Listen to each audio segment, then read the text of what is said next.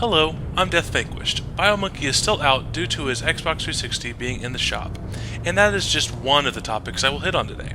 That's right, I'm on the soapbox in this episode of Now Loading.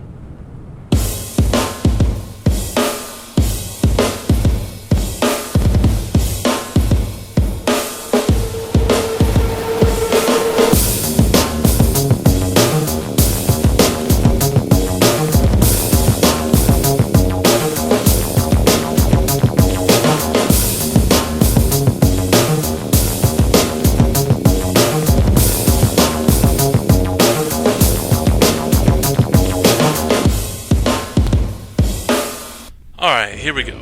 The Xbox 360 has been out for nearly 4 years. Shortly after it was released in November of 2005, reports started to spread about hardware failures. The Red Ring of Death spread across the land, costing Microsoft well over $1 billion. Nearly 4 years later, what do we have? Hardware failures? Still? You must be joking. Surely everything is better, right? Nope. Oh, hello there, E74. Did you come to kill my Xbox 360 today? Well, thanks a lot. Ring, ring, ring, ring. Microsoft, I need a new 360. What's that? I have to provide my own box because the cost of cardboard is too much because you're replacing too many Xbox 360? Wow, that's pretty lame. A non-scientific study performed by Game Informer recognized that 54% of Xbox 360s have failed. BioMonkey has had 2 Xbox 360s and both have failed. I have had 4 Xbox 360s and 2 of them have failed. 4 out of 6 is a little more than 54%. That is more like 2 out of 3. But even if 54% is an accurate figure, that is well over 10 million consoles that have failed. That is pathetic, Microsoft. What do I hear? Outcries of homosexual bigotry? Oh yes, this will be a fun one. Well, we have become so politically correct that it is practically politically incorrect to be politically correct. You must go one step further. You can't have the word gay in your gamer tag? Boo, who cares? That is done for your own protection, because while you may just want to have the name Gay and Proud or Gay Tony, other players, well, like the rest of the people on Xbox Live, are going to have slanderous terms towards gays in their gamer tag. And then you will be bitching about how Microsoft doesn't do anything to these people, or you'll be bitching about the people who are screaming at you for being gay. I mean, it's lose-lose. I know, you feel persecuted, that you can't fully express your sexuality on Xbox Live, but let's face it, you play games on Xbox Live. You're not there to have in-depth discussions about the sociological impact of homosexuality in a Christian-based society. It does not work. Go to YouTube to express yourself, or Facebook, or Twitter, or whatever social medium you use. Xbox Live is for games. If you want to discuss something, that's what your friends list is for. That's what the party system is for. That's it.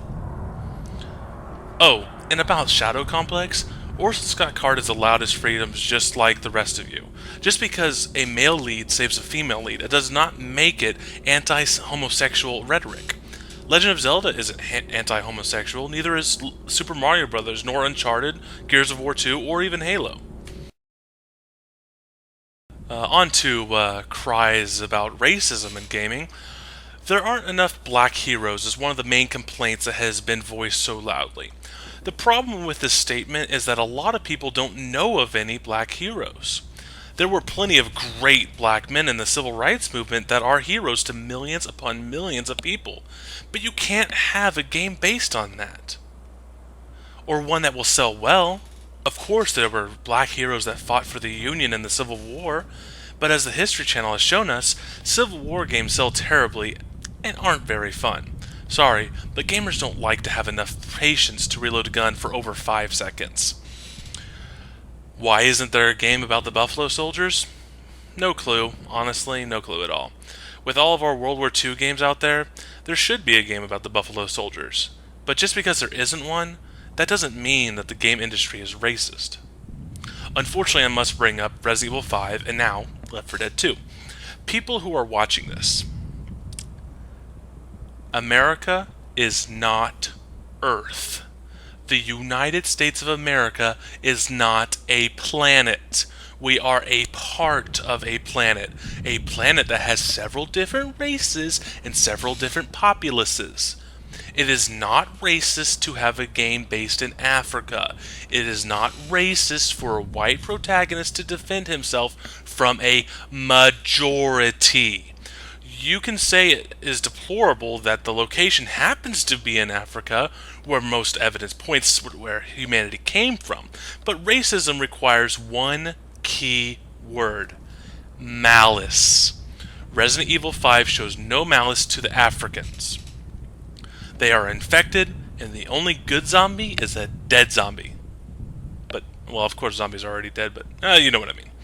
Speaking of zombies, a person with no journalistic integrity claims that Left 4 Dead 2 is racist for the exact same reasons. His arguments also state that it is too soon to have a game based in New Orleans. The Day After Tomorrow came out 3 years after 9/11. It was not too soon. Left 4 Dead 2 is coming out over 4 years after Katrina hit. Both events are terrible, and both events are still an ongoing tragedy, but yet it is not too soon. Finally, people can cry foul all they want.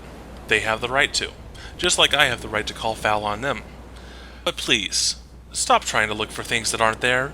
Step back and look at the big picture. It is easy to lose sight that we are part of a larger world and even a larger universe. Think about the pros and cons for your fight. Every good cause has a negative effect. It just happens. It's called duality. On a lighter note, Microsoft, you issued an apology and a free game due to an Xbox Live outage in 2007. I believe that the consumers of the Xbox 360 deserve an apology for the 4 years of system failures. I'm just asking for an apology. I'm deathVANQUISHED, and my name means life.